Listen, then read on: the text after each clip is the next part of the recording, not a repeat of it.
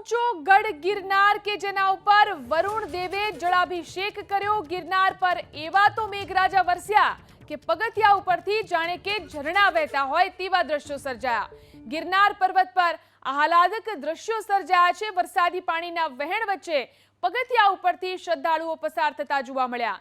તો ગિરનાર પર વરસાદના આ પાણી દામોદર કુંડ સુધી પહોંચ્યા। દામોદર કુંડમાંથી પાણીનો ધસમસતો પ્રવાહ વહેતો થયો તો ભારે વરસાદને કારણે ઉપલા દાતારની જગ્યા પણ પાણી થઈ।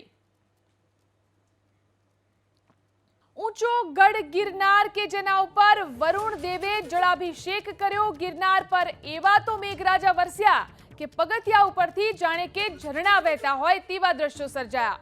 ગિરનાર પર્વત પર આહલાદક દ્રશ્યો સર્જાયા છે। વરસાદી પાણીના વહેણ વચ્ચે પગથિયા ઉપરથી શ્રદ્ધાળુઓ પસાર થતા જોવા મળ્યા। તો ગિરનાર પર વરસાદના આ પાણી દામોદર કુંડ સુધી પહોંચ્યા। દામોદર કુંડમાંથી પાણીનો ધસમસતો પ્રવાહ વહેતો થયો તો ભારે વરસાદને કારણે ઉપલા દાતારની જગ્યા પણ પાણી થઈ।